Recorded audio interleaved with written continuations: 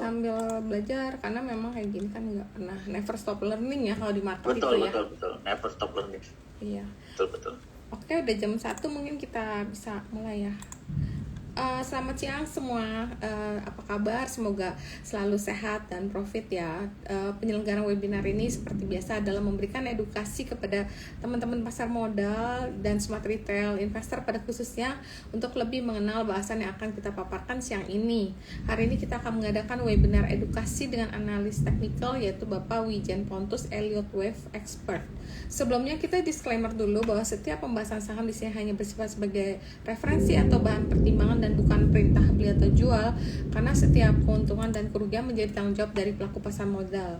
Pak Wijen Pontus lulusan Teknik Elektro Institut Teknologi Bandung dan telah berkecimpung di dunia pasar modal sejak tahun 2006. Belasan tahun telah menjadi konsultan dan Elliott Wave Advisor di beberapa sekuritas asing maupun lokal.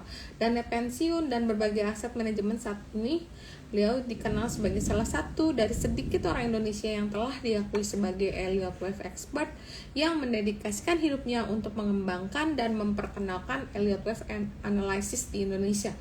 Baiklah, tanpa berlama-lama, kita akan memulai webinar kita hari ini. Pak Wijen, waktu dan tempat saya persilakan. Terima kasih Cirita. Sebelumnya selamat siang semua teman-teman investor. Sebelum kita mulai, saya ucapkan terima kasih yang sebesar-besarnya untuk Cirita dan teman-teman panitia IEE ya, atas kesediaannya untuk memperbolehkan saya untuk sharing sedikit ya tentang multiple support and resistance ya. Tentu materi ini sebetulnya materi yang cukup basic dan saya yakin dari teman-teman pasti sudah banyak yang paham begitu ya, apa itu support, apa itu resisten, tapi kita anggap saja ini sebagai materi untuk refresh gitu, untuk refresh dan sekaligus kita nanti bisa diskusi. Dan karena ini sifatnya sharing, jadi apa yang saya sampaikan bukan sifatnya hanya berbagi, dan kalau misalkan teman-teman nanti ada yang mau diskusikan silakan kita bisa diskusikan lebih lanjut. Izinkan saya share screen sebentar ya. Ya, silakan.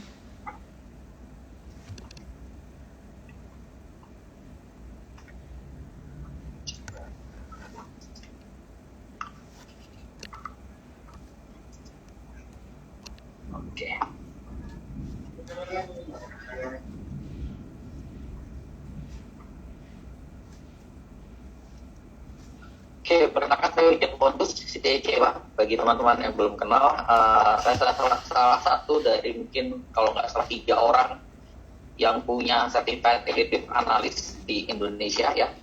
Salah 2-nya adalah partner saya, rekan saya Pak Daniel Agustinus Cewa Master.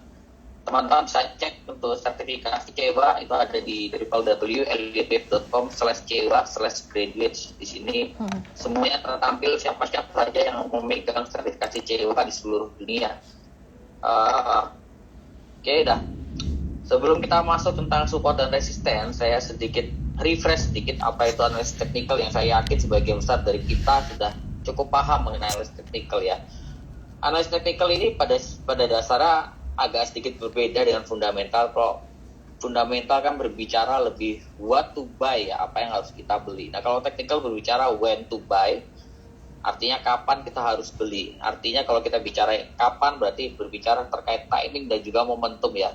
Tujuannya kita menggunakan analis teknikal ini adalah agar ketika kita melakukan pembelian itu tanpa harus menunggu terlalu lama harga bergerak naik. Gitu. Artinya timingnya pas. Kalau kita nggak pakai technical akan ada cenderungan ketika kita beli harga masih cenderung akan kembali turun lagi sehingga membutuhkan waktu lama sampai kita profit. Nah itulah kenapa kita perlu technical ya, karena kita bicara timing. Lalu kalau kita bicara analis technical maka kita berbicara otomatis mengenai data historis ya. Di dalam technical itu ada satu dasar teori dari technical analysis yaitu Dow theory.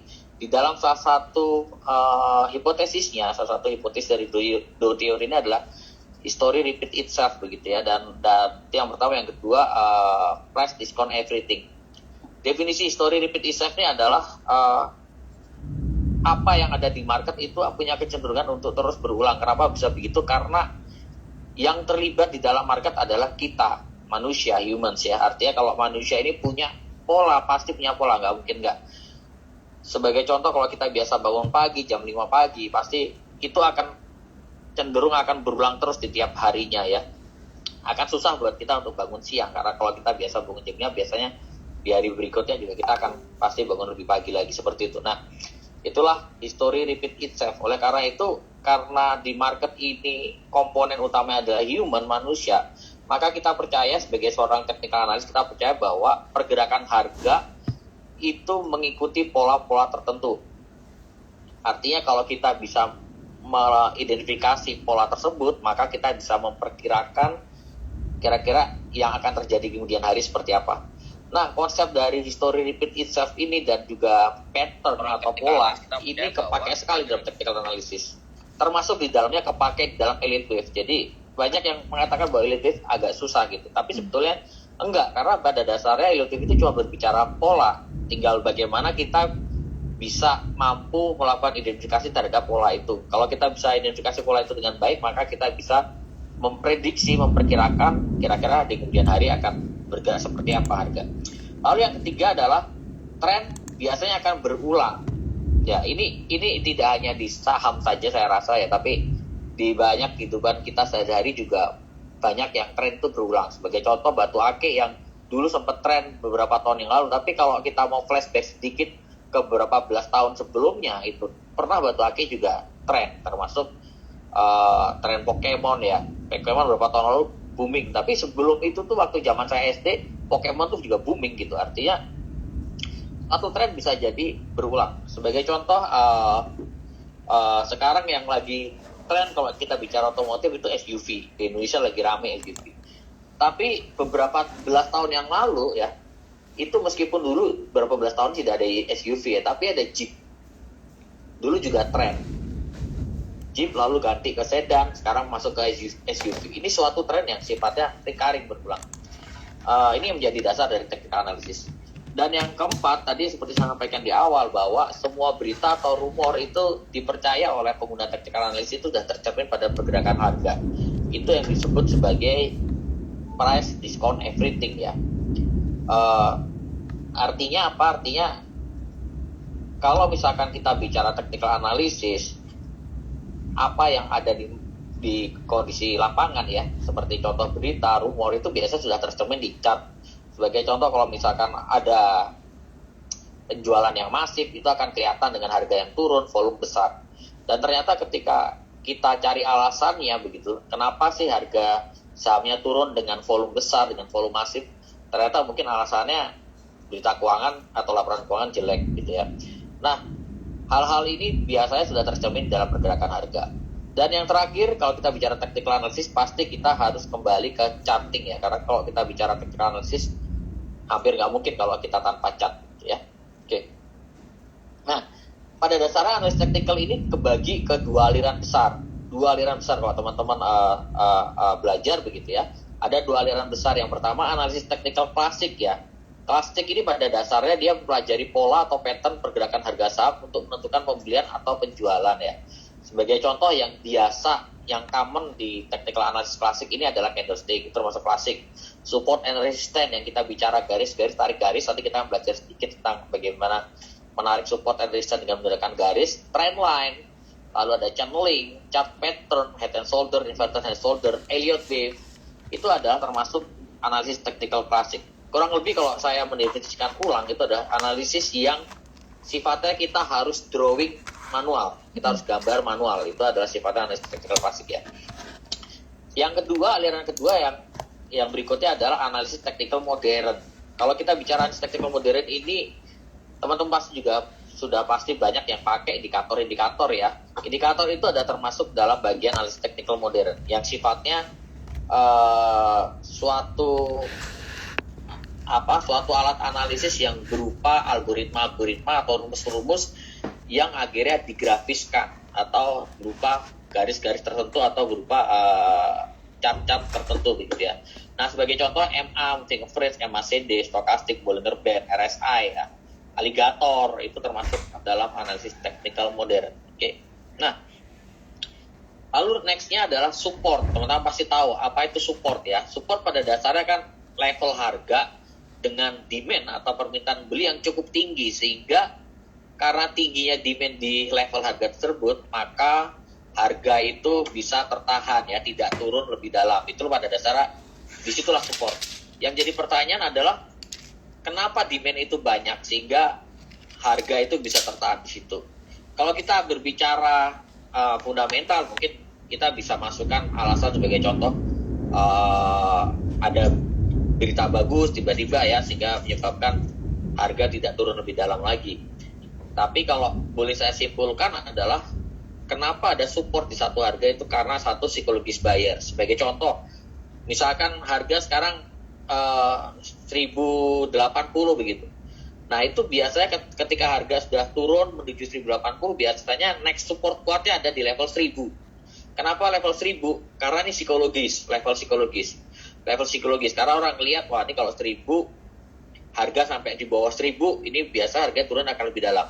Tapi kalau nggak turun ke bawah 1000, nih harganya akan cenderung atau ada punya peluang untuk dia rebound cukup agresif. Level psikologis, lalu misalkan level psikologis yang lain level 200. Ini level psikologis karena setelah harga naik ke atas 200 misalkan, maka harga itu berubah fraksi ya. Ini menjadi level psikologis support ataupun psikologis resisten. Yang kedua adalah kenapa banyak demand, bisa jadi di harga tersebut atau di level tersebut harga sudah dinilai terlalu murah ya. Terlalu murah atau at least setidaknya sudah cukup fair price lah ya. Artinya sudah cukup wajar harganya. Oleh karena itu biasanya di level itu orang-orang akan cenderung buat berani untuk beli lebih banyak lagi, sehingga di situ menciptakan level support. Yang berikutnya lagi adalah kepentingan lain. Kepentingan lain ini banyak lah ya, kita berbicara selain kita berbicara market making dan lain-lain. Tapi misalkan di kepentingan lain ini sebagai contoh, misalkan ada satu institusi yang setelah rebalancing index begitu ya, biasa setelah rebalancing index biasa ada institusi yang mengharuskan untuk masukkan saham-saham tertentu karena akibat rebalance index ya. Misalkan ada saham baru yang masuk ke dalam satu indeks, biasa institusi tersebut diwajibkan untuk membeli saham tersebut dengan size tertentu begitu ya. Maka disitulah biasanya ada demand yang sifatnya lebih banyak daripada biasanya. Nah ini yang termasuk kepentingan lain. Nah kalau resisten jelas, kalau resisten ini berarti kebalikan daripada support ya. Resisten adalah level harga di mana supply atau permintaan jualnya cukup tinggi sehingga mampu menahan harga dari kenaikan yang lebih tinggi. Ini pada dasar resisten. Penyebab banyaknya supply apa? Ya sama seperti tadi, psikologi seller. Sebagai contoh, harga mau jebol 200 ya, biasanya itu akan ketahan dulu di angka 200. Tarik ulur di situ karena ini tadi ada level psikologis resisten di situ di level 200 karena beda fraksi. Lalu berikutnya orang merasa di level tertentu tersebut harga sudah mulai overpriced, sudah mulai kemahalan. Itu biasanya menjadi satu penyebab kenapa banyak orang mulai jualan. Yang ketiga, kepentingan lain. Sebagai contoh ya, misalkan tiba-tiba ada satu institusi yang melakukan reduce terhadap posisi. Karena misalkan sudah melebihi kuota dari dana pengelolaannya dia, seperti itu.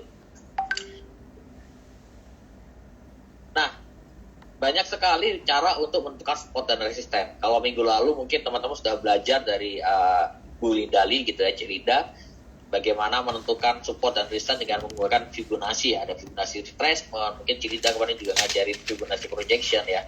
Itu adalah salah satu teknik untuk menentukan support dan resistance ya. Fibonacci pada dasar untuk mencari support dan resistance aja. Tapi kalau kita bagi lagi, sebetulnya klasik menentukan support dan resistance itu kita bisa bagi lagi dengan cara klasik technical analysis, yaitu dengan cara narik garis horizontal, garis lurus biasa, itu akan kelihatan. Lalu trend line ya, trend line garis-garis yang miring-miring itu. Channeling, kita bisa gunakan candlestick, kita juga bisa pakai biasanya. Lalu kita bisa gunakan fractal support and resistance ya, fractal support resistance dari metodenya Bill Williams begitu ya. Lalu yang terakhir Fibonacci yang tentunya teman-teman kemarin pasti sudah pelajari. Yang berikutnya kita juga bisa menggunakan modern technical analysis sebagai panduan untuk menentukan support dan resistance. Bedanya kalau classical technical analysis sifatnya lebih statis gitu ya, tidak terlalu banyak berubah. Beda sama dengan modern technical analysis. Kalau support di modern technical analysis itu sifatnya dinamis. Sebagai contoh moving average, kita pakai moving average 5 misalkan sebagai support. Sering dengan harga bergerak itu kan garis MA-nya pasti akan berubah-ubah ya. Sebagai contoh, kalau saya boleh share sebentar.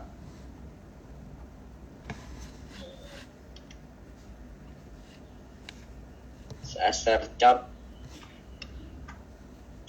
Ini sahamnya kebetulan saya buka pas kita begitu ya. Nah ini kalau teman-teman perhatikan yang garis warna merah, garis benang ini adalah garis moving average. Moving average ini sifatnya dinamis. Kenapa dinamis? Karena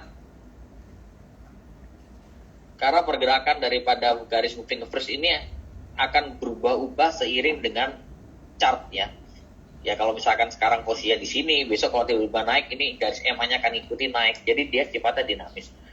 Kenapa begitu? Karena sebagian besar daripada indikator, meskipun tidak semua ya, itu sifatnya lagging. Indikator dibagi dua, ada lagging, ada leading. Tapi sebagian besar 60% indikator itu sifatnya lagging. Nah, selain MA ya, selain moving average, kita juga bisa gunakan indikator lain sebagai support dan resisten. Sebagai contoh ya, ada Bollinger Band. Kita bisa pakai middle band-nya sebagai support atau upper band dan lower band. Itu seperti itu. Dan juga indikator lainnya seperti alligator dan lain-lain. Banyak sekali kalau kita bicara support dan resisten itu banyak banget metodenya. Kita bisa pakai berbagai macam cara. Pertanyaannya lalu pakai yang mana? Apakah kita semua teknik kita harus kuasain dan harus kita plot dalam satu chart? Ya, tentu saja tidak ya. Kita tidak perlu pakai banyak metode sebenarnya untuk menentukan support dan resisten. Kita bisa kombinasikan 2 atau 3 metode saja cukup, tergantung mana yang teman-teman kuasai. Jadi tidak harus maksakan belajar ke satu metode, tapi sebenarnya teman-teman sudah punya metode yang lain. Oke, sebagai contoh. Oke, di sini ada saham MLPL. MLPL kita bisa tarik garis trendline ya, yang menjadi support. Kebetulan kan harga MLPL masih berada di harga support. Ini chart hari Kamis kalau nggak salah masih ada di sini. Dan kalau kita tarik trendline ya, teman-teman bisa tarik dari sini. Untuk menarik trendline gampang kok, tinggal menarik garis ya dari satu puncak ke puncak yang lainnya. Yang penting di garis tersebut adalah berada di atas pergerakan harga. Sebagai contoh di sini ya, saya tarik dari atas sini sampai sini. Dan kebetulan ketika saya tarik di situ, ini menjadi terlihat semacam jadi support dan resisten yang kuat. Kenapa begitu? Karena ketika harga naik ke atas, dia nggak bisa, lalu dia kembali turun lagi begitu ya. Lalu ketika dia di sini, dia sempat sentuh, tapi ternyata sempat pullback sedikit, walaupun setelah itu dia berhasil breakout gitu ya. Artinya ini menjadi suatu resisten yang cukup valid, resisten atau support yang cukup valid. Jadi untuk menggambar support resisten menggunakan trendline adalah key-nya adalah kita harus cari di mana titik-titik itu terhenti atau tertahan begitu ya. Jadi semakin banyak titik yang tertahan di harga tersebut, maka semakin valid support atau resisten itu. Nah, disinilah banyak orang mengatakan bahwa technical analysis terutama yang klasik itu sifatnya subjektif. Karena mungkin ada beberapa orang yang nariknya nggak seperti itu. Ya, sebagai contoh mungkin ada yang nariknya, Pak saya nariknya begini. Ada yang seperti itu ya. Jadi narik dari titik ini lalu ke titik ini. Oke, lalu tambah titik ini.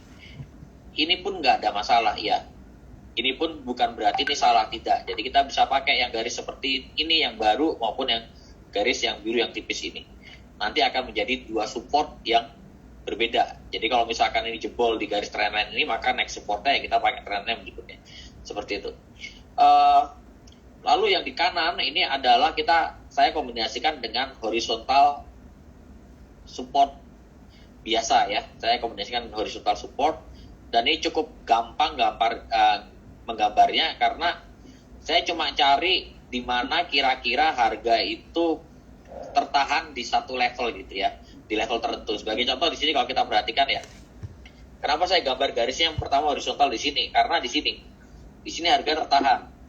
Setelah dia naik, lalu di harga pullback dan ada berapa candle dia tertahan di situ terus. Ini menjadi level support yang menurut saya cukup valid. Lalu yang kedua ada di sini. Kenapa di sini sama? Karena ketika di harga naik ke atas, lalu dia turun, dia tertahan di sini, itu yang pertama.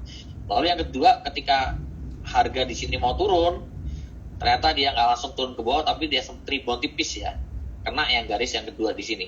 Setelah itu dia gagal untuk breakout ke atas, lalu dia akhirnya kembali turun ke bawah. Nah, penentuan horizontal ini cukup gampang ya. Artinya teman-teman tinggal perhatikan mana di level-level harga mana yang harga itu akan cenderung tertahan di situ. Jadi ini cukup gampang.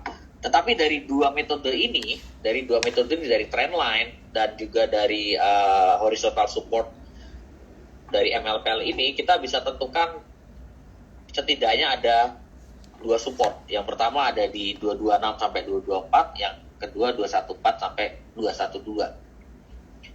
Artinya support ini belum tentu teman-teman harus beli di level itu, belum tentu. Karena kan kita nggak tahu ya, pada praktiknya ketika harga sentuh support 226 atau 224 itu, apakah MLP langsung rebound atau jangan-jangan dia malah jebol ke bawah. Kita nggak bisa untuk menjadikan support ini sebagai patokan only ya, artinya patokan satu-satunya untuk menentukan kapan kita harus beli, kapan kita harus jual. Tetapi ini hanya sebagai kayak semacam ancar-ancar gitu. Kalau orang Jawa bilang tuh ancar-ancar guidance. Oh, kurang lebih ini ada support di 224, 226. Berarti kita harus perhatikan apakah harga di level ini rebound atau dia jebol ke bawah. Kalau dia ada indikasi mau rebound, kita bisa ambil posisi spekulasi beli di situ. Seperti itu. Jadi support trendline dan juga untuk support horizontal ini sifatnya lebih kepada ancer-ancer atau guidance untuk kita menentukan kira-kira kita mau beli berapa, tapi bukan menjadi konfirmasi utama untuk menentukan kita harus beli atau harus jual, seperti itu. Oke.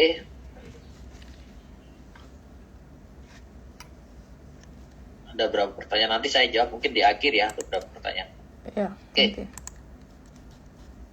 Next, bentar. Nah, lalu yang kedua, saya coba kombinasikan. Kalau tadi berbicara klasik ya, horizontal dan trendline ini kan termasuk klasik support. Lalu nextnya saya coba kombinasikan lagi dengan MA. Kita udah berbicara MA, yaitu indikator, yaitu modern begitu, dengan Fibonacci masuk klasik ya. Nah, kemarin juga pasti Linda juga udah sampaikan bagaimana menarik Fibonacci. Kalau teman-teman perhatikan, saya narik Fibonacci simple dari puncak di sini ke bottom yang di sini, sehingga didapatlah garis Fibonacci yang warna merah ini. Ada Fibonacci 0%, 23,6, 38,2, 50, 61,8. Dan seperti yang saya yakin pasti Cilinda juga udah sampaikan bahwa 61,8 ini kan golden ratio ya, artinya menjadi suatu titik yang strong, entah itu strong support atau strong resistance gitu ya. 61,8. Jadi kalau dari Fibonacci kita bisa dapatkan ada beberapa support, yaitu tentunya di 61,8, yaitu di angka 220, ini support 61,8, atau support terdekatnya 230, Fibonacci 50%, dan juga sekaligus itu adalah support dari SMA 20, ini SMA 20 yang garis warna merah ini. Ya, nah ini kebetulan nih berhimpit ya, SMA 20 dengan Fibonacci 50% berhimpit. Jadi kita bisa asumsikan dari 4 teknik yang kita pakai tadi, support area kuatnya ada di range 224 sampai 230. 224 itu merupakan support dari trendline dan juga dari horizontal line. 230 kita ambil dari support kuat dari Fibonacci 50% dan SMA 20. Jadi kesimpulannya apa kalau dari 4 support ini? Kesimpulannya apa kalau kita mau pakai trading? Artinya kita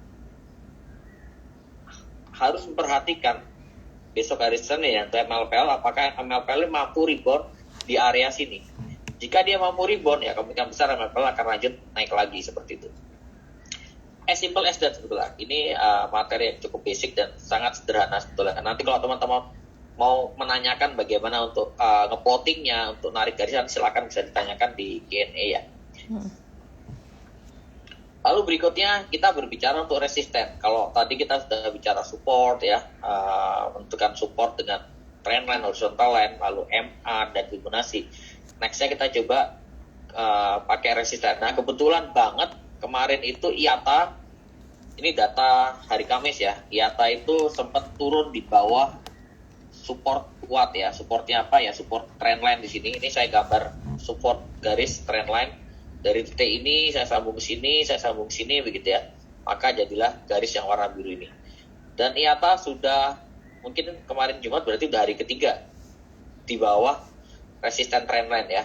Artinya sebenarnya kalau kita bicara trendline, posisi IATA tuh sudah tidak di dalam up trendline lagi. Artinya sudah berada di down trendline, tetapi trendline jangka pendek. Karena kalau kita perhatikan ini kan cuma garis jangka pendek ya. Karena saya tarik dari pertengahan Februari sampai di April aja. Jadi kan jangka pendek aja. Jadi short term sebenarnya IATA sudah tidak uptrend, atau dengan kata lain IATA ini sudah downtrend karena berada di bawah resisten trendline begitu ya. Dan yang kedua adalah IATA juga berada di bawah resisten resisten SMA 5 ya. Di sini garis warna merah seperti biasa dan harganya di bawah MA 5, artinya ini lagi-lagi downtrend ya. Nah, dari sini kita bisa menyimpulkan apa? Menyimpulkan satu, IATA posisinya downtrend untuk jangka pendek. Yang kedua, ada berapa resisten yang cukup vital di IATA, yaitu resisten di harga 200, yang mana 200 ini yang merupakan resisten dari SMA 5 yang ada di sini ya. Dan termasuk juga resisten dari Fibonacci retracement 23,6. Resisten Fibonacci ini saya tarik dari sini, dari bawah ke atas. Maka ketemulah itu gambar Fibonacci seperti itu. Lalu yang resisten keduanya adalah di harga 206, yaitu Fibonacci 38,2 ya di sini, dan juga resisten trendline-nya. Jadi kalau saya proyeksikan ke atas kurang lebih nanti ketika harga bergerak naik itu harganya akan menyentuh resisten di angka 206, yang mana resisten itu ada merupakan garis trendline. Jadi strateginya adalah pertama, kita bisa cicil buy on breakout ketika harga 200 ketika jebol resisten pertama. Dan kalau misalkan dia jebol lagi 206 dengan volume kuat, volume bagus ya, kita bisa add lagi jika breakout 206. Itu strategi ya. Kenapa ya? Karena kalau dia jebol 206 berarti dia sudah berada di atas resisten 38,2. Ini juga angka yang cukup vital kalau kita bicara Fibonacci ya, tidak hanya 61,8 tapi 38,2 ini menjadi rasio yang cukup vital juga. Dan yang kedua, kalau IATA break 206, maka IATA juga break trendline down-nya ya, atau down trendline istilahnya ya. Kalau dia breakout resisten down trendline, maka dengan kata lain kalau sudah di atas 206 harusnya IATA sudah kembali masuk ke fase uptrend jangka pendek. Kalau kita lihat jangka menengahnya masih uptrend karena posisinya masih di atas gitu ya. Nah, kurang lebih itu untuk support dan resisten. Jadi cukup simple untuk mengkombinasikan support dan resisten dari berbagai metode. Strateginya juga cukup simple ya. Artinya kalau kita mau buy on weakness dengan menggunakan support, maka kita harus lihat konfirmasi lain dulu. Jadi kita jadikan support itu sebagai ancer-ancer, kurang lebih saya mau beli di harga itu. Tetapi when to buy-nya benar-benar ya kita harus menunggu betul harga sudah confirm reversal atau rebound dari titik support tadi, seperti itu. Nah, yang terakhir saya kasih sedikit materi mengenai Elliott Wave ya.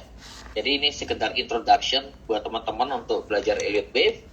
Dan ini tidak susah begitu ya. Pertama, Elliott Wave ini teori yang bukan saya temukan ya, bukan ditemukan oleh Big Trade, bukan, tetapi ini teori yang ditemukan oleh Ralph Nelson Elliott. Itu di sekitar tahun 1930-an, sebenarnya lebih tepatnya 1928. Nah, Ralph Nelson Elliott ini pada dasarnya dia seorang akuntan dan kebetulan waktu itu dia sakit keras, dan saat dia sakit itu dia melakukan penelitian di harga saham. Ternyata dari penelitian dia bertahun-tahun, dia menemukan bahwa harga saham itu selalu membentuk pola-pola tertentu. Ada pola-pola tertentu yang oleh Ralph Nelson Elliott ini dikasih nama pola gelombang Elliott atau pola Elliott Wave gitu ya. Nah, Ralph Nelson setelah melakukan penelitian yang lama, dia menyimpulkan bahwa pola Elliott Wave ini pasti ada di semua pergerakan instrumen investasi. Nah, pola gelombang itulah yang akhirnya bisa diimplementasikan untuk strategi trading seperti itu. Pola Elliott Wave ini uh, berdasarkan dari human nature atau berdasarkan dari sifat manusia, yaitu terkait dengan behavior tadi ya, terkait dengan market behavior. Karena market behavior atau investor behavior daripada manusia inilah, maka harga itu bisa membentuk pola. Dari pola itulah yang diidentifikasi sebagai pola gelombang Elliott, yang mana pola itu sifatnya repetitif atau berulang. Seperti tadi yang di awal saya sampaikan bahwa dasar dari technical analysis itu adalah history repeat itself gitu ya. Kalau history repeat itself itu berarti terkait erat sama yang namanya pola. Nah, kalau menurut Elliott, pola-pola di market ini polanya identik dengan pola-pola gelombang Elliott atau pola Elliott wave seperti itu. Oke. Nah, untuk Elliott wave pada dasarnya simple sekali polanya. Teman-teman juga pasti banyak yang sudah tahu. Pertama, dalam suatu trend, sebagai contoh ini adalah pola untuk uptrend ya. Ini untuk uptrend. Pola dalam suatu gelombang itu terbagi dari motive wave dan juga corrective wave. Motive wave itu adalah pola yang bergerak searah dengan trend. Jadi kalau trendnya uptrend, kebetulan kita di uptrend, maka pergerakan atau chart yang searah dengan uptrend atau yang arah yang naik itu disebut sebagai motive wave. Sebagai contoh nih, wave 1, wave 2, wave 3, wave 4, wave 5 gitu ya. Ini adalah motive wave 1, 2, 3, 4, dan 5.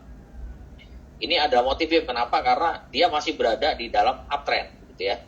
Begitu harga sudah jebol uptrend line ya, sudah jebol uptrend line, ini maka dikasih nama gelombang korektif A, B, dan C. Oleh karena itu corrective wave itu biasanya definisinya sebagai counter dari motive wave atau counter trend daripada motive wave, atau corrective wave itu biasa orang sebut sebagai suatu wave, suatu gelombang yang bergerak melawan tren utamanya ya, itu namanya corrective wave. As simple as that. Lalu yang kedua, kalau kita sudah hafal terhadap pola ini 1, 2, 3, 4, 5, maka konsep yang kedua yang kita nggak boleh lupa yaitu adalah di dalam wave itu harus ada wave lagi atau sub wave istilahnya ya. Jadi dalam wave itu harus dibagi lagi ke dalam sub wave. Nah, konsep yang kedua ini yang banyak sekali orang lupa. Jadi sub wave ini maksudnya apa? Jadi misalkan di wave 1 ini di sini ya, ini harus bisa dibagi 5 gerakan lagi. Wave 1 kurung, wave 2 kurung, wave 3 kurung, wave 4 kurung, wave 5 kurung. Kalau yang wave 2-nya terdiri dari 3 sub wave karena counter trend atau corrective wave, maksud corrective wave yang kecil, A, B, dan C gitu ya. Wave 3-nya juga 5 gerakan lagi. 5-nya juga 5 gerakan lagi. Nah, ini adalah basic konsep yang kedua. Kadang-kadang itu banyak sekali teman-teman yang tampaknya lupa begitu ya, bahwa di dalam satu wave harus ada 5 sub wave lagi gitu. Itu kadang-kadang lupa. Jadi ketika gambar wave ini biasa dikasih 1, 2, 3, 4, 5 gitu. Ini 0. Nah ini kurang pas. Kenapa kurang pas? Karena di dalam wave 1 kita lihat bahwa ini cuma terdiri dari 3 gerakan ya, 3 sub wave. Padahal aturannya adalah di dalam wave 1 secara umum ya, secara umum wave 1 itu idealnya harus terdiri dari 5 sub wave. Jadi labeling yang seperti ini keliru. Itu konsep yang kedua. Nah, konsep yang ketiga adalah kalau kita sudah paham tentang bagaimana Elliott wave itu polanya. Yang kedua kita paham bahwa di dalam wave itu ada sub wave lagi. Maka yang berikutnya yang kita harus pahami adalah di dalam Elliott wave itu ada aturan-aturan dan guidelines yang tidak boleh dilanggar. Nah, ini yang lupa. Jadi tidak bisa kita sembarang untuk menentukan oh ini wave 1, oh ini wave 2, wave 3, wave 4, wave 5. Nggak bisa sembarang itu. Karena ada beberapa aturan dan beberapa guidelines yang tentunya tidak mungkin saya sampaikan di hari ini ya. Tapi kurang lebih di dalam Elliott wave itu ada 3 aturan dasar istilahnya ya. Ada 3 aturan dasar. Dan guidelines itu ada banyak banget. Ada mungkin ratusan guidelines itu. Nah, jadi ketika kita melakukan counting wave ya paling nggak aturan dasarnya ini kita nggak boleh langgar, dan juga sebisa mungkin chart yang kita berikan, chart elite wave yang kita berikan itu harus sesuai dengan guidelines yang ada seperti itu. Oke? Nah, untuk teman-teman yang mau pelajari elite wave lebih lanjut lagi, kita ada elite wave series 2002 dan workshop elite wave praktek 2022. Setahun kita hanya adakan satu kali dan seatnya juga sudah mau hampir habis. Jadi apa yang membedakan elite wave series ini dengan workshop begitu ya? Kalau elite wave series ini isinya semuanya teori ya, semuanya teori, ada 5 series, jadi 5 kali webinar, masing-masing sekitar 3 sampai 4 jam. Jadi ini isinya teori dari basic banget, termasuk elite wave dengan Fibonacci, aturan dasar, guidelines, itu semuanya ada di sini. Lalu kita akan pelajari corrective wave, jenis-jenisnya apa, motive wave, jenis-jenisnya apa, truncated wave, diagonal wave, dan lain-lain.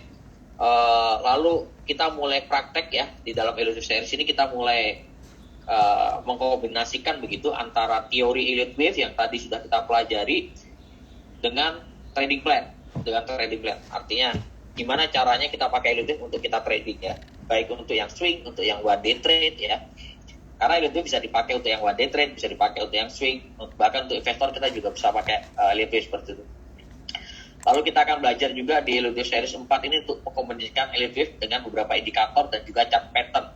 Jadi sebenarnya ini lengkap kalau kita bicara elite wave, karena mengkombinasikan tidak hanya teori wave-nya saja, tapi juga harus belajar chart pattern, ada indikator dan lain. Lalu yang terakhir lebih kepada implementasi secara praktek, bagaimana mengkombinasikan semuanya dalam trading kita sehari-hari. Jadi sifatnya teori, tapi kalau yang workshop elite wave praktek ini 2 hari, tanggal 15-16 Oktober 2022, itu kita praktek dari jam 9 sampai jam 5, blank chart, instrumennya teman-teman bisa pilih apa aja, terserah. Kita akan counting dari nol gitu ya, termasuk trading plan-nya bagaimana, implementasinya seperti apa. Dan buat yang teman-teman ikut elite wave praktek 2022, teman-teman bisa langsung dapatkan bonus gratis untuk ikut elite wave series 2022 yang di sana. Jadi ikut elite wave praktek, teman-teman juga free ikut elite wave series 2022, ada 5 series di situ. Oke. Nah, lalu kita juga ada satu webinar di bulan Mei buat teman-teman yang ingin belajar technical yang lebih basic. Teman-teman bisa ikut di kelas kita, yaitu webinar Jago Technical ya, yang kita selenggarakan di tanggal 7 sampai 28 Mei 2022. Jadi setiap Sabtu jam 10 sampai jam 12, jadi ada 4 minggu di situ. Pembicaranya semua tim kita ada semua di situ. Jadi ini materinya, jadi ada start from zero, jadi ada ready to trade, becoming apprentice, mastering technical analysis. Dari nol, benar-benar dari nol sekali. Dan kelas ini terbatas, hanya kalau nggak salah 20 atau 30 orang begitu. Buat teman-teman yang mau join, bisa langsung hubungin sini, Kianta, dengan menyertakan kode IIE April ya. Jadi kalau teman-teman menyertakan kode IIE April, nanti otomatis admin kita akan memberikan diskon 50% buat teman-teman yang daftar dengan kode IIE April ya. Jadi ini spesial buat teman-teman yang hadir pada webinar siang ini, yang mau belajar Jago Technical, silakan join dengan kode IIE April, diskon 50% langsung. Oke. Sekian presentasi dari saya, mungkin ada yang mau tanyakan, silakan bisa langsung tanyakan. Oke, thank you banget nih untuk Pak Wijan, sangat-sangat menarik untuk semua insight-nya di segi teknikal ini.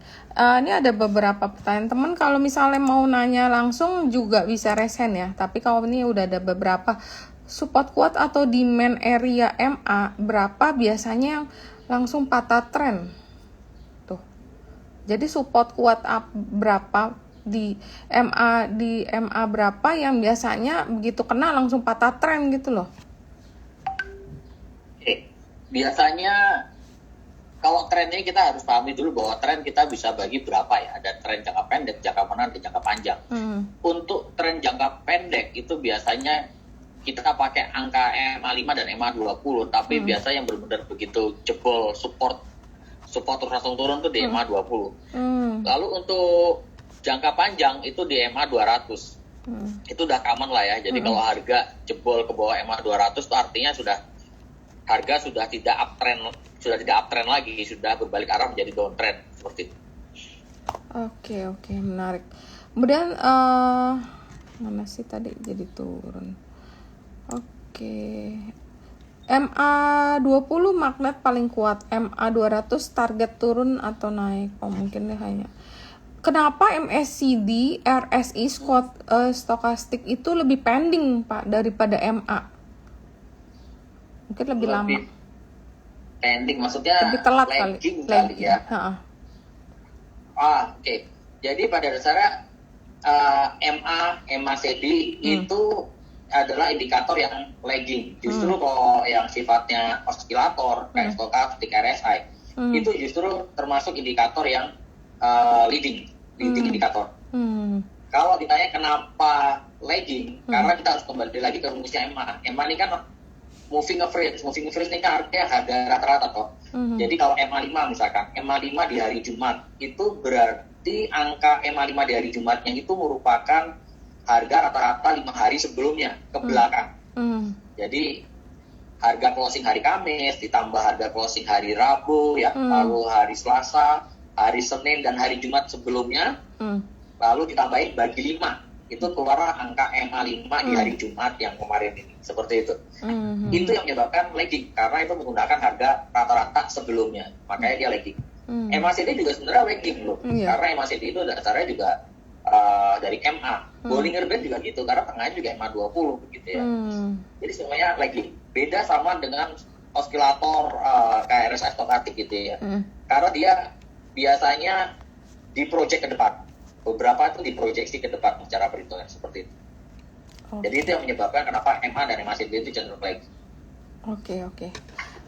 Kalau confirm patah tren itu baiknya pakai apa ya, indikator MACD atau yang lain? Mungkin ini mencari kalau tren itu jadi patah, paling akurat mungkin indikatornya itu apa gitu, mungkin maksudnya kayak gitu. Oke.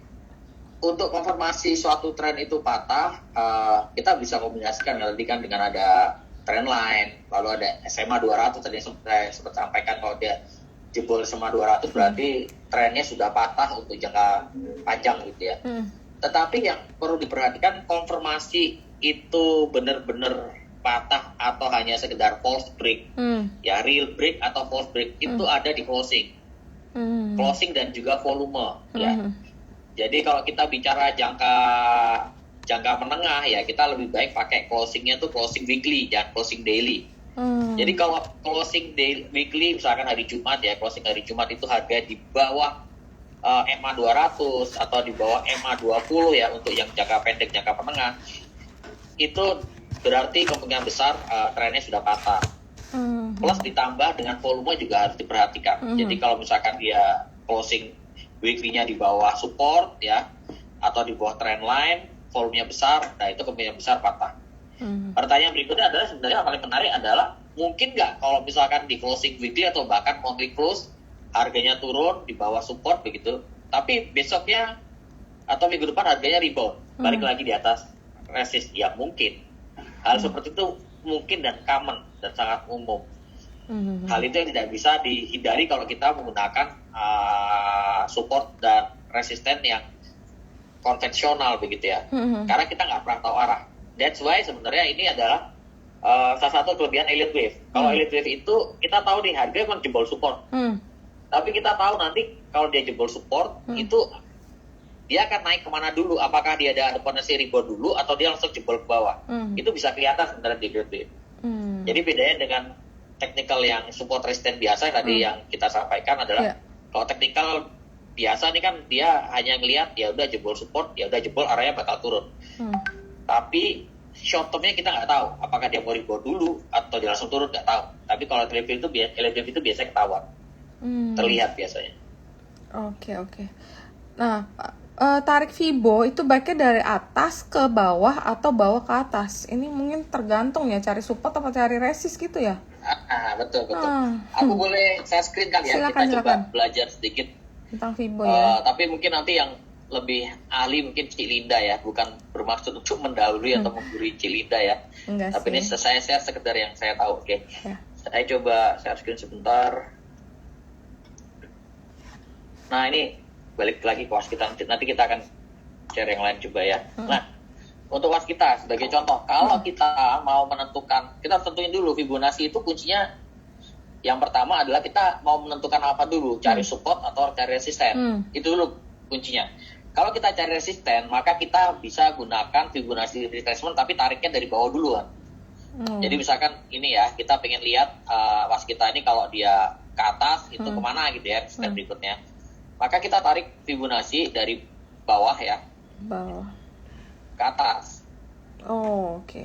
Ya, jadi kita tarik dari karena kita pengen cari resistennya, maka kita tarik dari bawah dulu ke atas. Nah, pertanyaannya adalah atasnya ini berhenti kemana? Apakah di sini, ya, ataukah di sini? Iya. Begitu ya. Ini kan juga sama aja, bisa juga ya. Iya. Atau mungkin pakai tren yang lebih gede lagi gitu ya. Misalkan saya tarik lagi sebentar. Nah, misalkan dari sini sampai ke ujung atas sana. Pertanyaannya, mana yang mau kita pakai? Jawabannya adalah semuanya bisa. Yang penting adalah kita tentukan dulu kita mau cari resisten jangka pendeknya, jangka menengah atau jangka panjang. Kalau kita bicara resisten jangka pendek, ya kita cukup menggunakan Fibonacci yang kita tariknya dari bawah sini ke atas. Sudah cukup sebetulnya. Maka ketahuan lah di resisten yang ada 38,2 di sini, ada di 50 di sini, di 61,8 di sini ya.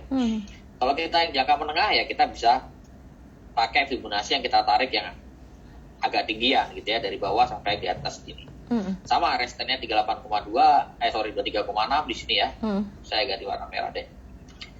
23,6, 38,2, 50 dan atau 61,8. Tetapi sini ada hal yang menarik kalau teman-teman perhatikan. Yang menarik apa? Kalau teman-teman perhatikan di Fibonacci yang warna merah yang jangka menengah ini, di level 38,2 ini ternyata inline ya, inline dengan resisten candle by candle. Karena kalau kita perhatikan di sini saya gambar elips. Nah, di sini juga ada resisten kan? Itu kan sama dengan resisten garis 38,2 di harga 680-an. Iya toh? Lalu di sini juga ada resisten fraktal. Ini istilah fraktal. Nah, sini ada resisten ini ada support fraktal juga di sini. Di posisi di sini support fraktal. Artinya kalau ini di sini support, maka kalau posisinya dari bawah maka ini menjadi resisten ya. Nah, artinya apa? Artinya kalau kita dapati kebetulan Fibonacci, rasio Fibonacci ini berhimpitan atau sama dengan metode resisten atau support yang lain, maka ini merupakan resisten atau support yang kuat seperti itu.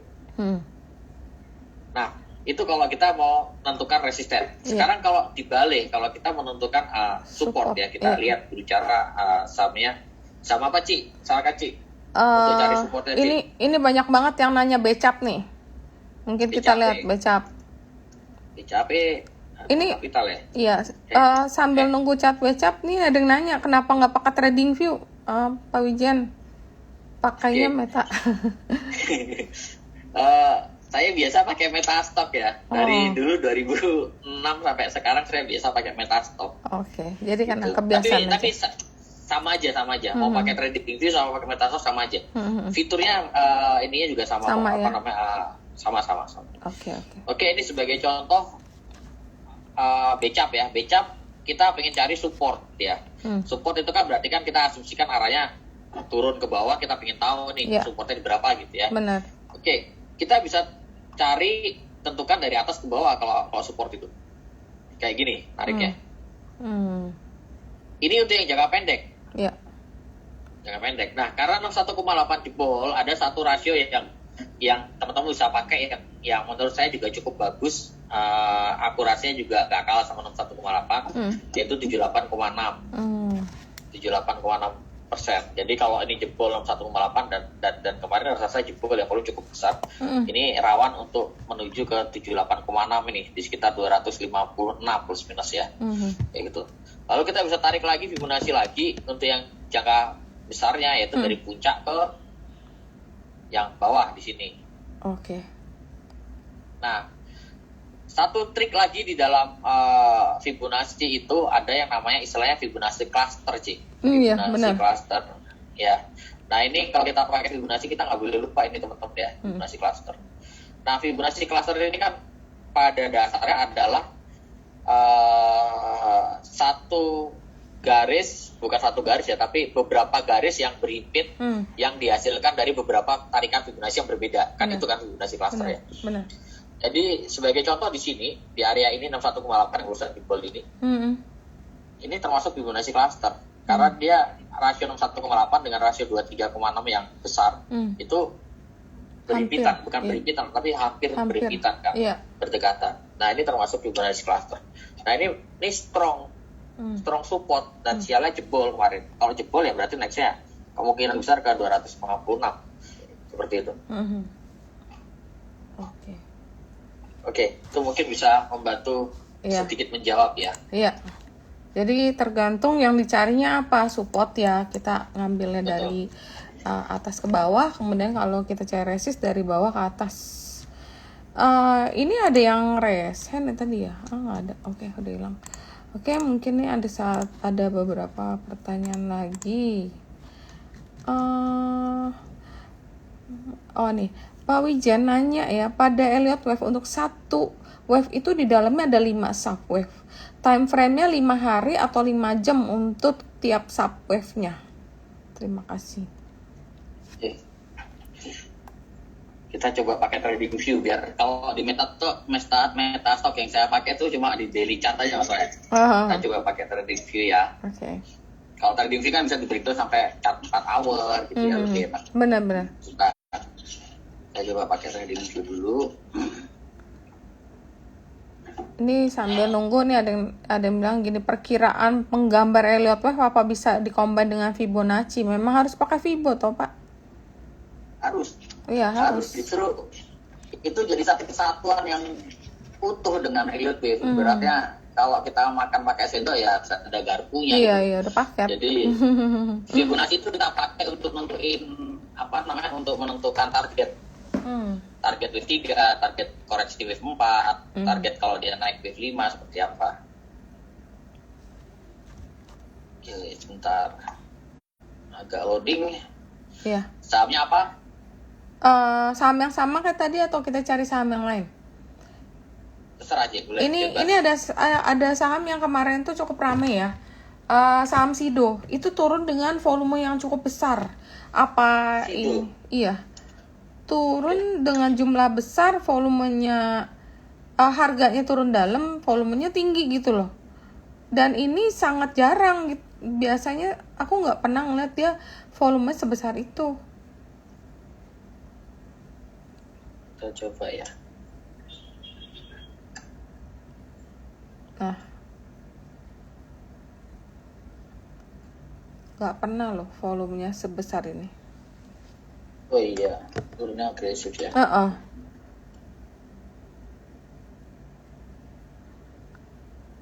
Fibonacci untuk uptrend dengan tingkat enggak juga, bisa buat cari support juga. Ya. Oke, ini untuk Sido ya. Ambil ini saya pakai daily chart, saya tarik trendline biasa, di trendline biasa. Oke. Dan likely sebentar saya ganti ke candlestick biar. Iya. Nah itu closingnya persis di 1 tick 2 tick di bawah. Iya. Support trendline lagi tuh. Iya makanya. Oke. Jadi kalau di EW itu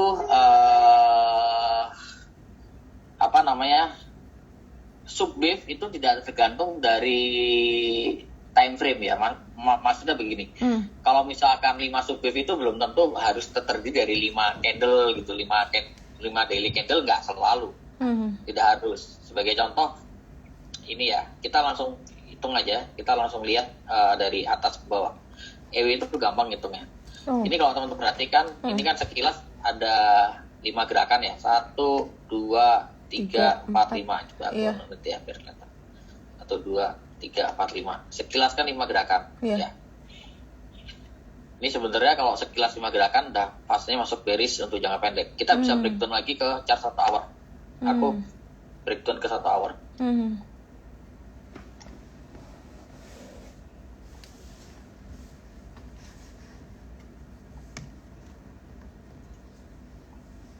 Oke. Nah, kalau kita bicara secara relatif aja, kalau kita cuma bicara pola gitu ya, cerita ya. Iya. Ini biasanya orang akan kasih labelnya kayak gini. Misalkan ya aku kasih label wave E gitu. Itu maksudnya satu Romawi gitu. Satu Romawi, 2 Romawi. Iya. Subwave ini ya. Tapi gitu ya. Iya. 3 Romawi. 3, 4. Ini 4 dan 5. Nah, tapi sebetulnya kalau elite wave ini kalau kita kasih label ini dibilang salah ya nggak salah juga ya, tetapi kurang pas. Kenapa kurang pas? Karena kita bicara karakter, ada karakter dalam wave itu kita harus perhatiin juga. Karakter apa yang kurang pas? Yaitu ini, ketika dia turunnya agresif, ini karakter yang gerakan agresif itu biasanya bagian dari wave 3. Oh, oke. Gitu. Jadi kalau ini turun agresif, kalau ini saya kasih label wave 5 nggak pas. Karena wave 5 itu biasanya nggak agresif. Sehingga ini harus saya sedikit modifikasi. Misalkan saya ganti ini. Wave 1, 1 kurung gitu ya. Lalu ini 2. Ini merupakan bagian dari wave 1 dari wave 3 gitu ya. Wave 3 kurung. Jadi masih part of wave 3. Lalu ini wave 2, bagian dari wave 3 burung. Lalu ini baru wave 3. Kayak gini. Jadi kalau kembali lagi ke pertanyaan tadi, subwave-nya apakah tergantung dengan candle-nya dan segala macam? Enggak. Enggak tergantung. Sebagai contoh ini di situ. Jadi ini yang lebih pas counting-nya. Jadi penurunan kemarin itu bagian dari wave 3 dari wave 3 kurung. Artinya nih wave 3 ini subwave dari wave 3 yang lebih gede lagi. Jadi wajar kalau turunnya tuh agresif ke bawah. Nah, kita kombinasikan sedikit dengan Fibonacci nih, Ci. Iya. Ya, karena suatu hal yang tidak bisa lepas dari elite wave nih Fibonacci. Iya, benar. Kita pengen ukur kira-kira ini wave 3-nya nih udah selesai di closing kemarin Jumat kah atau masih lanjut lagi, kita lihat ya. Oke. Dan ternyata idealnya harusnya masih turun lagi Masih ke lanjut. 910 sampai 920, idealnya ke sini dulu. Jadi kalau kita lihat dari wave itu idealnya nanti dia akan turun ke area sana. Lalu setelah itu dia Potensi mantul. idealnya ya betul banget akan mantul dulu. Oke. Nah gitu itu aplikasinya di wave untuk yang time frame-nya udah 1 hour itu. Itu dibedah menjadi 1 jam itu untuk biar lihat lebih detail ya, Pak Wijan ya? Untuk lihat lebih detail dan biar lebih jangka pendek gitu loh, iya kan? Karena kalau lihat di daily cuma kelihatan 1, 2, 3, 4, 5, oh ya udah di situ kita nggak bisa breakdown kan. Tapi kalau kita breakdown ke 1 hour akan kelihatan jangka pendeknya gimana. Ini berguna banget kalau buat yang one day trade nih, Ci. Oh, I see. Karena aku biasanya kalau trading ngelihatnya 1 hour paling lama ya. Oh, bahkan 5 menit aku lihat. Buat yang trading, mungkin buat scalping gitu ya? Ya, buat scalping, yang one day trade, yang buat scalping. Oh, oke. Ini ada pertanyaan juga ya, Pak Wijan mau tanya, itu kalau elite wave kadang ada yang terbalik, maksudnya apa ya? 1, 2, 3, 4, 5 arahnya ke bawah tapi. Nah ya ini yang contoh di situ ini ya. Iya. 1, 2, 3, 4, 5 arah ke bawah. Iya. Iya kan? Oke.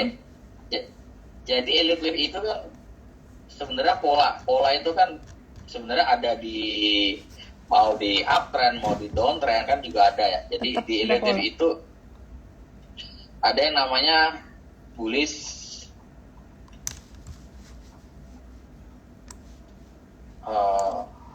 impulse wave ya istilahnya. Bullish impulse wave. Nah, kalau bullish impulse itu yang biasanya uptrend 1, 2, 3, 4, 5 standar gini ya. Nah, ada satu lagi tuh bearish. Sama. Kalau bearish impulse wave ya. Cuma bedanya arahnya ke bawah. Contoh kayak situ tadi. Iya. Sama kalau dikasih label 1, 2, 3, 4, 5 gitu. Iya.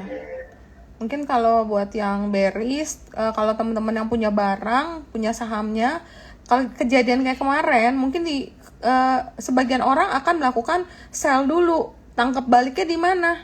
Ya di harga potensi yang support tadi ya. Iya, betul. Tangkap balik, nanti naik, jual lagi, baru lihat nanti gimana. Itu lumayan sih, kalau ini sih lumayan membantu sih. Jadi kita istilah kalau kita punya barang kan kita bingung mau dijual apa mau di hold. Betul. Tapi kalau kita tahu kira-kira dia rebound kemana atau turun kemana dulu, kan enak. Kalau turunnya masih jauh ya kita buang aja sekarang gitu kan. Iya, benar. Iya. Tapi kalau turunnya udah tinggal dikit lagi ya udah tungguin aja dia rebound, atau bahkan ketika turun dikit itu besoknya turun lagi kita bisa add lagi baru rebound dibuang. Buang Itu semua. sangat membantu banget. Oke. Gitu. Mau tanya ukuran Vibo kok beda sama punya aku? Kok bisa beda ya? Bukannya standar ya? Ukuran Itu pasti sama. Mungkin yang itu kali kan ada beberapa angka-angkanya tuh yang berapa persen. Mungkin bedanya itu ada yang nggak semua orang tuh dibuka semua gitu ya nggak sih Pak Wijen? Oh iya, bisa jadi. Itu misalkan kalau di TradingView nih ya, ini default Viboku tangkanya cuma 0%. Sorry, belum tak share. Ini defaultku cuma 0%, 382 ya, 0,382 ini sama aja ya. Kalau 0,382 kalau di Metastock saya kan 0%, 38,2%, 61,8. Kalau ini 0,382, 0,618 ini sama-sama aja sebenarnya. Cuma bedanya satu pakai persentase, satunya pakai 0, gitu. Iya, kan? iya.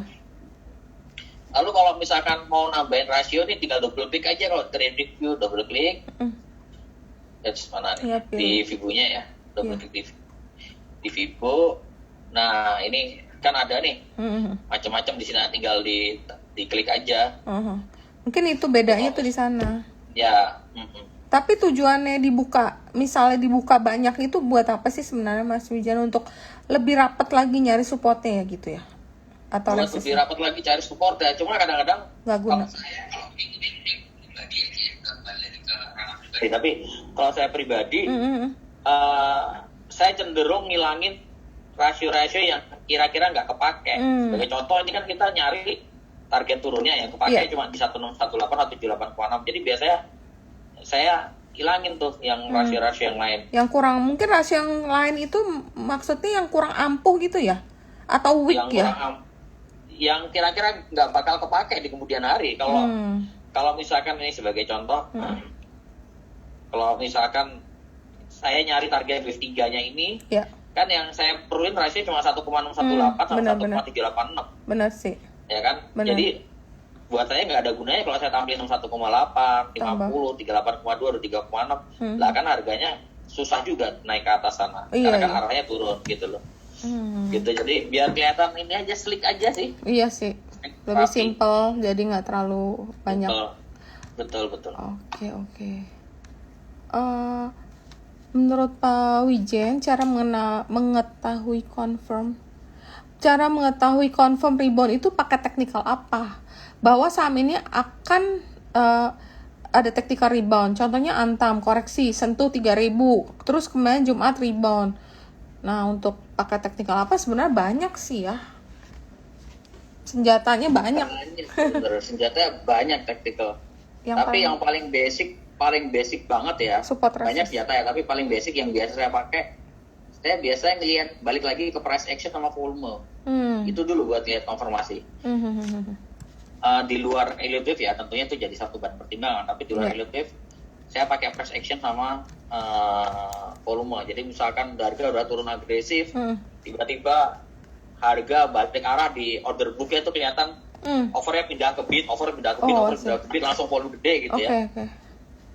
Begitu tak cek lagi ke chartnya, oh ternyata emang pas dia pindah ke bid itu pas dia rebound di support yang kuat.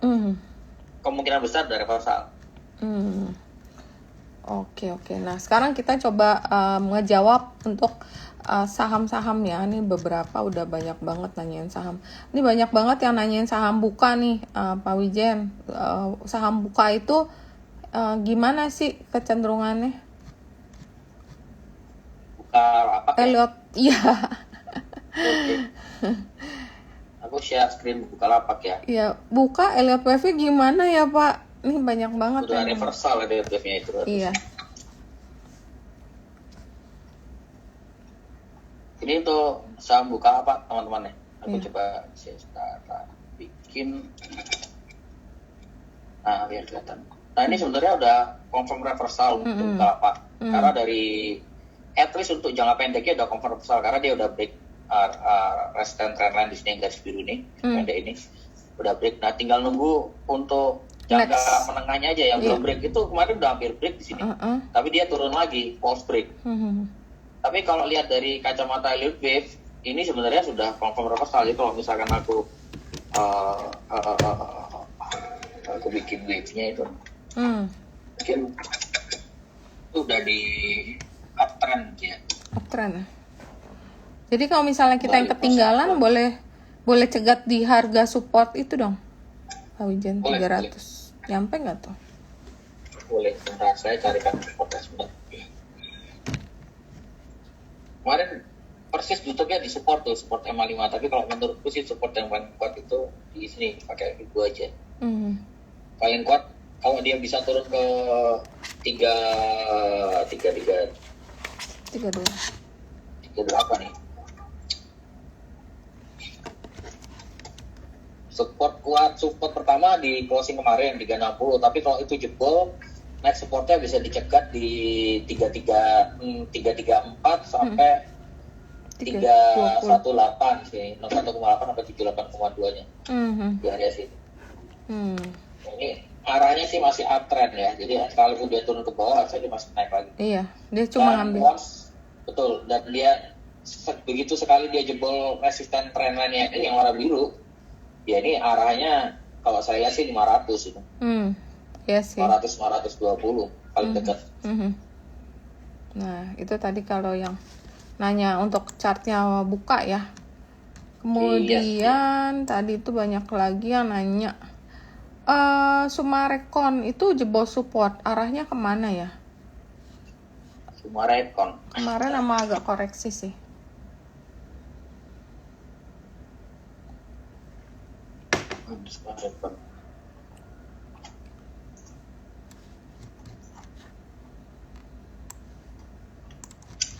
Ini Sumarekon ya. Nah, ini koreksi menurut saya koreksi wajar nih, bagian dari B dari web 3 harusnya. Oh, tuh kan. Jadi nggak semua koreksi nih, kadang keuntungannya belajar Elliott Wave kayak gini ya. Jadi kita koreksi nggak langsung mikir oh ini bubar. Sebenarnya mereka cuman kayak pullback, ngambil napas. Betul. Tetap kita kawal dengan technical support juga ya Pak ya. Betul. Kalau masih mantul di daerah support masih kuat, berarti dia cuma ngambil jeda untuk ngambil pijakan untuk naik lebih tinggi. Betul, untuk naik lebih tinggi, betul. Ini support terdekatnya di 720 nih. Support paling kuatnya kalau jebol 720 yang terakhir di 690. Tapi kalau menurut saya kalau lihat dari Elite TV ya, berhenti paling di 61,8 aja atau di 78,6 di sini atau di sini. Habis itu tetap harus naik lagi. Target terdekatnya di sini di 870 idealnya kalau dari EW-nya sih dia 970 itu. Jadi upset masih menarik sih. Iya. Masih menarik banget. Iya, ditunjang sama story juga masih bagus kan. Betul. Kita mau ada rencana mungkin menjadi endemi seperti negara-negara tetangga, berarti mall-mall buka, dia juga banyak sekali mallnya. Jadi sebenarnya mungkin boleh diambil kesempatan untuk nambah atau beli buat teman-teman yang belum punya sih, boleh consider ya kayak gitu. Kemudian ini ada pertanyaan lagi mengenai MLPL. Nah, MLPL nanti kita juga bahas MPPA-nya pasti karena kemarin turunnya lumayan ngeri sih. Apa ini masih wajar? Nanti kita lihat. MLPL, oke. Nah, cek dulu ya. Sebentar. Tadi kalau dari support resisten biasa, ya tadi udah persis di area-area support tuh. Jadi kan area supportnya 224 sampai 230 ya. Artinya kemarin si MLPL udah kena untuk masuk ke area-area supportnya. Nah, tetapi ini kalau lihat dari MLPL, ini posisinya sebenarnya running di wave 3 dengan catatan dia nggak jebol di sini ya. Nggak jebol di bottom wave 2 yang di sini. Ini di berapa nih? 190 ya. 189 ya. 189. Selama nggak jebol 189, arahnya sih arah uptrend wave 3. Kalau jebol 189 ya arahnya ke 160 lagi nih, bahaya. Tapi selama nggak jebol 189 harusnya koreksinya si MLPL ini turun. Udah normal selesai. Ya. Sehat. Mungkin ya dia besok masih turun-turun dikit lah ke 222 ya, sampai ke support yang di sini. Ini sekitar 216 sampai 222. Habis itu dia harusnya bounce back, lanjut lagi naik. Nah, kalau teman-teman yang belum punya posisi boleh manfaatkan untuk cermatin daerah-daerah support tadi ya, Mas Wiji. Ya, betul. 222 sampai 216 itu. Support paling kuatnya kalau dari Fibonacci ya.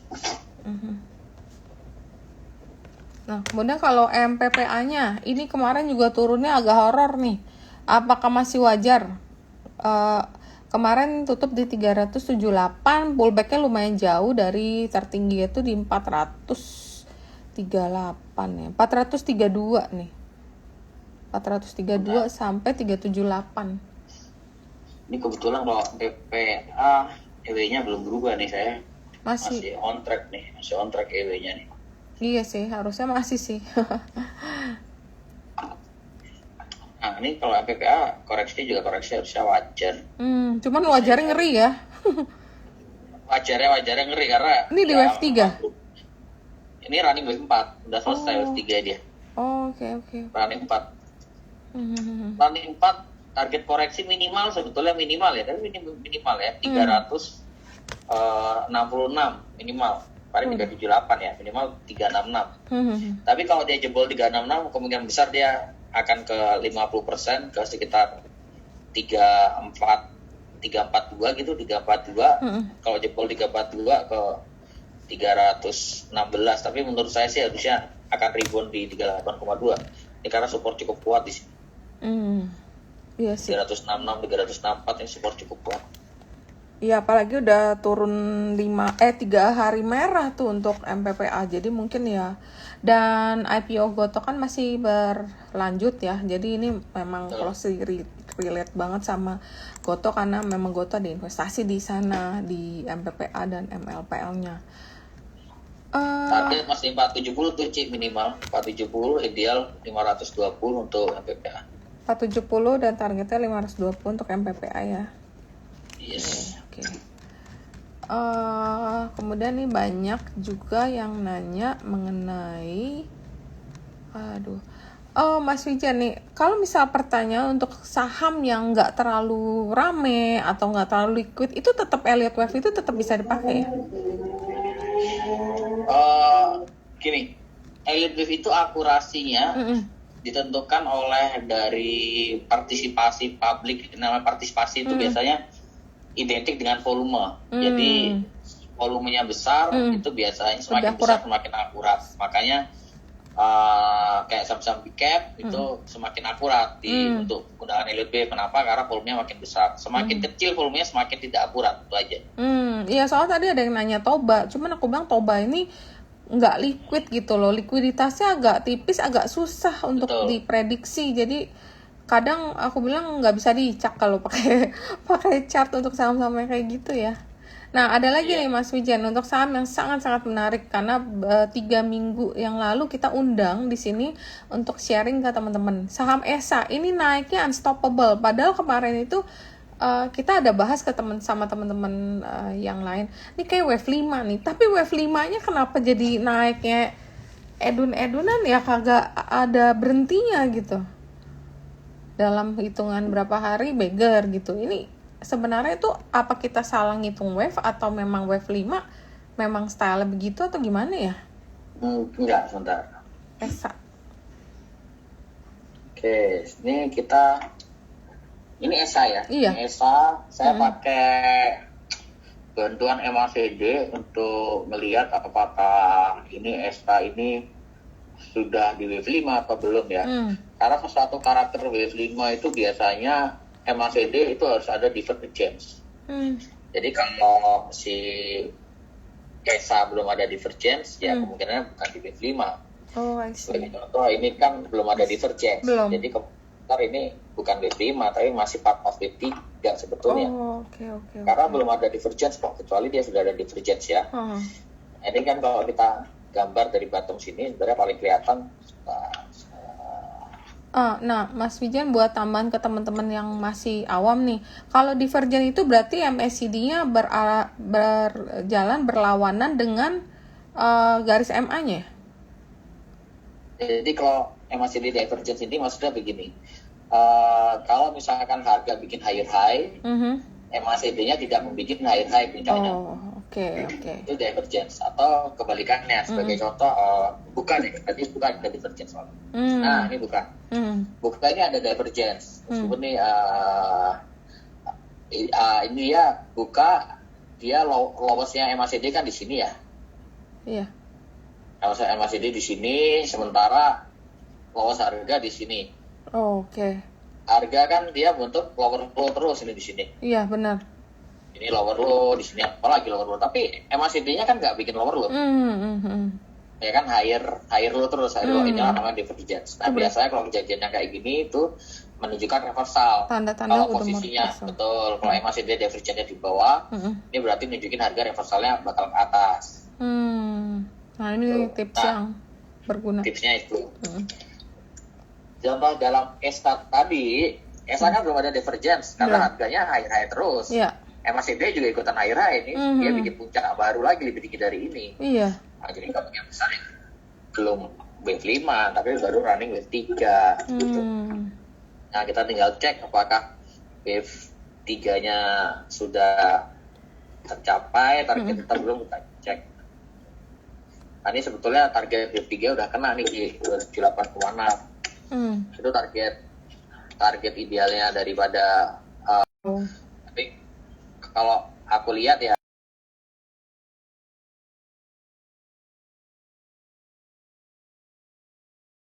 tapi kita tahu bahwa ini posisinya masih di wave 3. Jadi kalau pullback ya harus masuk, karena kalau wave 3-nya aja di misalkan di 1365, pasti wave 5-nya akan lebih tinggi daripada itu.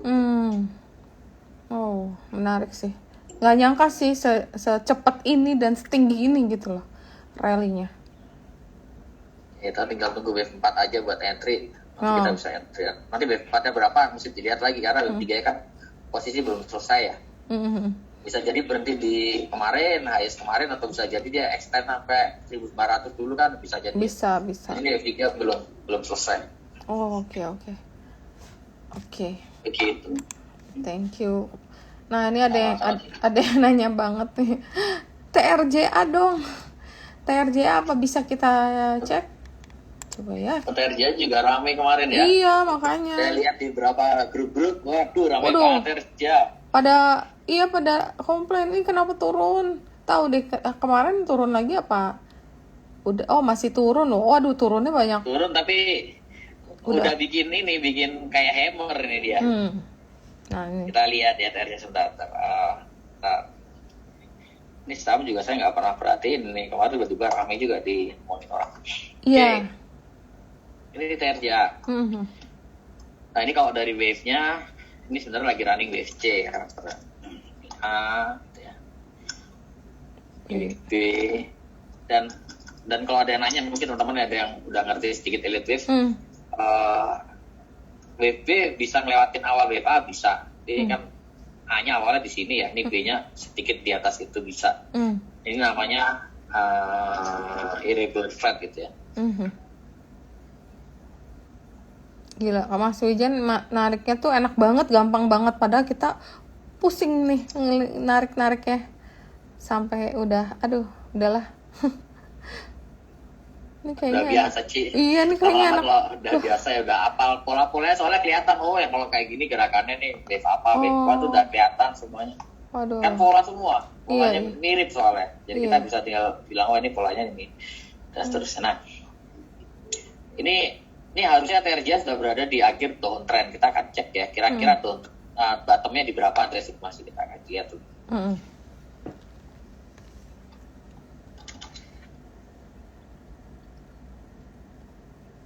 Oke. Ini kalau melihat target idealnya dari downtrendnya si TRJ, itu target idealnya di sekitar 340, 350 di 123,6 plus minus lah. Oh, Jadi harga sekarang kan masih 378. benar. Jadi ada kemungkinan dia masih akan lanjut turun lagi 340, 350. Meskipun begitu, karena nih candle-nya bikin kayak hammer gitu ya. Ini ada potensi untuk rebound dulu 1-2 hari ke depan. Sebelum dia lanjut turun lagi. Nah, reboundnya ke berapa ya? Mungkin balik lagi ke 400, 410, baru nanti lanjut lagi 350, 340. Jadi kalau saya gambar mungkin akan seperti ini. Rebound dulu ke sana, baru dia Tarik lagi lanjut turun bawah. lagi sini, baru dia reversal balik ke atas. Mm-mm. Itu untuk TRJ. Iya, ini potensi untuk chart TRJ ya buat temen-temen yang tadi nanya nih. Boleh di-share analisa Elliott Wave yang gagal. Nah, agar bisa antisipasi kalau level cut loss, buat level cut loss-nya. Ada nggak yang gagal? Atau ternyata Ada dong. harus tembus, harusnya bertahan dia bablas terus? Ada dong, ada.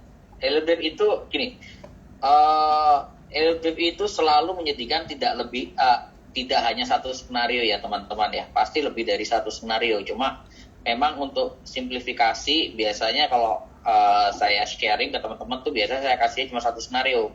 Meskipun begitu di kepala kita sebagai pengguna Elliott Wave itu biasanya sudah ada kebayang kalau nggak skenario ini yang jadi. Bull and bear gitu ya, skenario bull and bear. Iya, bull and bear. Sebagai contoh ini TMJ. Ini ada di channel YouTube kita, aku sempat bahas TMJ dan ternyata skenario sedikit Mirip. sedikit berubah gitu loh. Oh, I see. Ini sebagai contoh skenario yang agak gagal begitu ya. Ini contoh TMG. Waktu itu posisi TMG gini, Ci. Waktu di YouTube itu saya gambar kayak gini. Nah, ini saya gambar gini nih, wave 2 gini. Wave 2 lalu saya proyeksikan harusnya dia masih rawan buat turun lagi kalau dia jebol lows yang di sini yang 27500 itu, dia jebol turun lagi ke bawah sana, baru dia akan naik lagi. Waktu itu saya bilang situ. Ternyata dia nggak jebol 37500, dia lanjut naik lagi gitu ya. Nah, ini terus ada berapa netizen yang tanya ini lalu update skenario gimana, apakah berubah atau enggak. Jadi di dalam Elliott Wave itu tadi saya sampaikan bahwa ideal kan memang wave itu terdiri dari 5 subwave ya. Jadi misalkan kita tahu ini posisinya lagi di wave 5. Ini idealnya, kalau saya gambar sebentar, ini idealnya dia nanti akan bikin 5 gerakannya gini, 1, 2, 3, 4, 5 gitu. Baru dia 5 gitu ya, 5, 3. Nah, di dalam ini kan ada wave 1, wave 2 gitu ya, ini wave 3, wave 4. Di dalam satu ini idealnya juga 5 gerakan nih.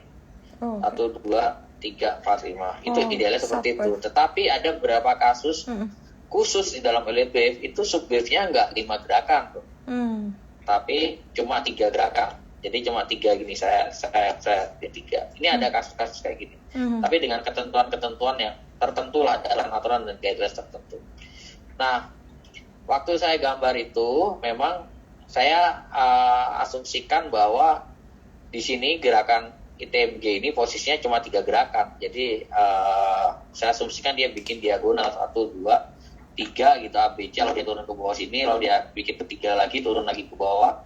Seperti ini tadi saya asumsikan. Tapi ternyata enggak, dia bikinnya 5 gerakan.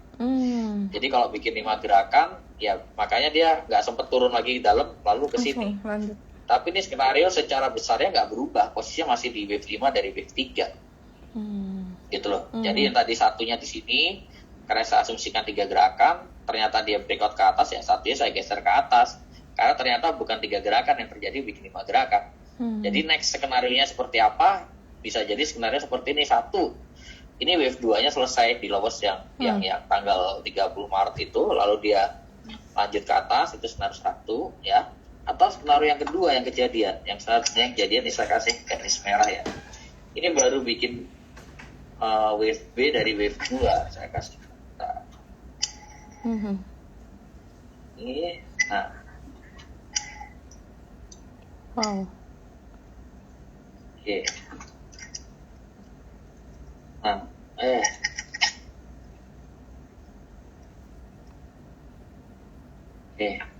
Nah, jadi skenario bisa ini yang warna biru ini, artinya kalau warna biru ini dia akan terus naik breakout 29 berapa 29600 gitu, lari terus sampai 31532, atau yang kedua dia naik dikit mungkin ke 29200 lalu dia turun lagi, minimal turun ke 28 atau minimal ideal ke 27500 baru dia lanjut naik lagi. Jadi ada dua skenario sebetulnya untuk TFG. Jadi setiap kita berikan skenario elite wave itu biasanya selalu di kepala tuh pasti ada beberapa skenario gitu ya. Jadi buat teman-teman juga tetap harus siap dengan 2 skenario, karena kalau gagal antisipasi stop loss-nya di mana atau trailing stop-nya di mana. Betul. Oke, menarik. Oke. Ini mungkin akan menjadi pertanyaan terakhir ya. Ini ada yang nanya mengenai BJBR nih, Pak Wijan. Apakah BJBR nih kemarin tuh chartnya bagus banget.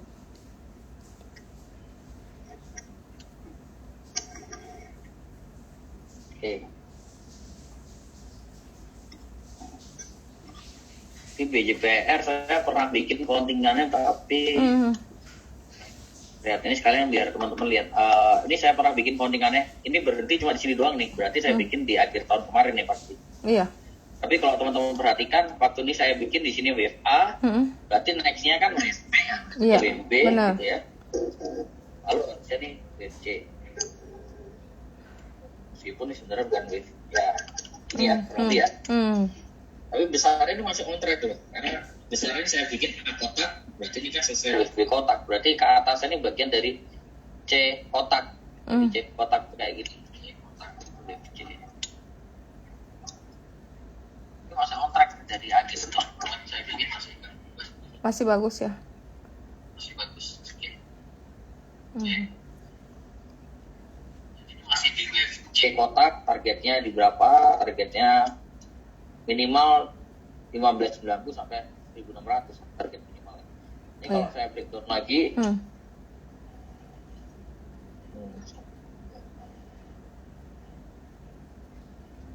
ini harusnya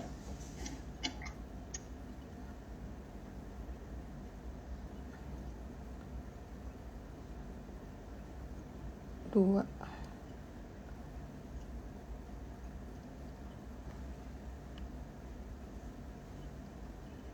ini harusnya masih running 3.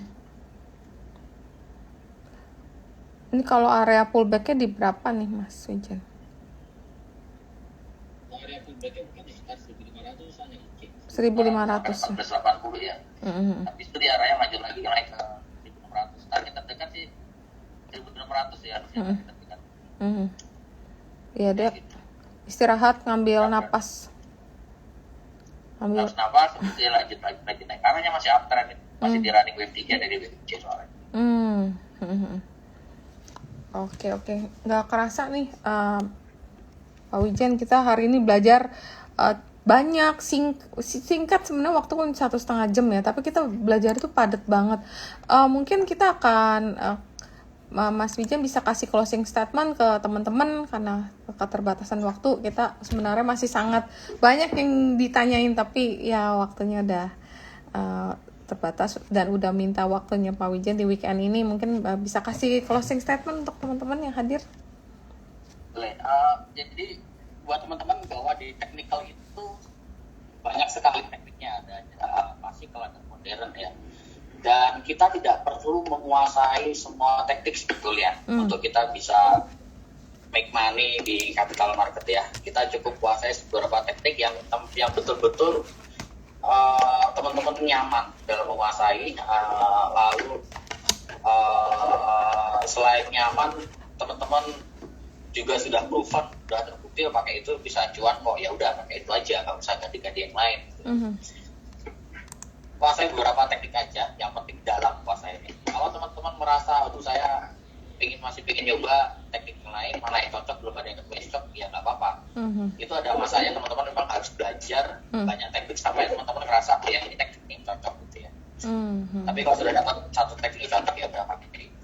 Nah, yang kedua, ketika berbicara analisis technical fundamental, pada dasarnya analisis ini hanya merupakan tools kecil untuk menentukan keberhasilan capital market, hanya sekitar mungkin 20-30%. Sisanya yang menentukan keberhasilan kita bukan di tools loh, tetapi di psikologi kita sebagai seorang trader atau investor, dan juga di money management, portfolio management itu yang paling penting. Jadi jangan pernah lupakan untuk belajar tadi psikologi, money management, dan portfolio management ya. Jadi jangan terlalu fokus ke teknik analisis. Yang ketiga, yang terakhir adalah buat teman-teman yang memang ingin mendalami elite wave, itu satu teknik yang sangat menarik ya, sangat menarik banget. Dan buat saya setelah bertahun-tahun belajar banyak teknik lain, akhirnya saya tertambat di elite wave itu karena banyak hal. Tapi menurut saya, so far menurut saya pribadi, elite wave teknik yang paling cocok untuk saya, paling akurat untuk saya, dan paling bisa diandalkan. Nanti teman-teman bisa langsung kontak, kalau mau belajar elite wave silakan bisa langsung kontak ke admin kita. Saya coba share ya Ci ya, di kolom chat ya. Dan jangan lupa follow YouTube-nya juga. Mungkin sering juga ya publish di YouTube juga ya. Sering kita sering berikan kasih ulasan-ulasan tentang saham di YouTube kita. Oke. YouTube kita bisa di Bitrate PC ya. Iya. Dan beberapa sosial medianya lain. Oke, mungkin kita take picture dulu nih untuk kenang-kenangan sama Pak Wijen. Ini chatnya aku offin dulu ya biar nggak muncul-muncul nih. Oke, ayo teman-teman kita buka webcamnya buat kenang-kenangan. Hari ini kita belajar apa nih? Belajar banyak sama Pak Wijen sebagai salah satu expert di Elliott Wave ini. Kita senang banget belajarnya, cukup padat di waktu yang singkat dan udah membedah beberapa emiten. Oke, kita foto bareng. 1, 2, 3. Oke, sebentar, nanti kita take another picture. Oke, kita take another picture dengan salam cuan ya. Seperti biasa, biar kita selalu cuan dan sehat selalu. Oke, happy cuan semua. Oke. Thank you banget nih Pak Wijen untuk sharing-sharingnya dan edukasinya kepada masyarakat pasar modal sore ini. Saya juga teman-teman jika mau belajar lebih lanjut silakan, karena memang market ini kita nggak pernah berhenti belajar. Kita harus tetap mendalami, kalau bisa istilahnya senjata kita makin banyak itu makin bagus sih. Mungkin minggu depan saya ada emiten BSDE, nanti kita kupas lebih lanjut mengenai emiten, dan mungkin sedemikian dulu, sampai ketemu minggu depan. Semoga teman-teman bisa mengambil manfaat daripada apa yang kita udah pelajarin hari ini. Makasih banyak ya Pak Wijen, thank you. Terima kasih Cirita dan teman IE dan teman-teman yang lain, terima kasih semua. Happy weekend, selamat sejahtera. Thank you, bye. Thank you.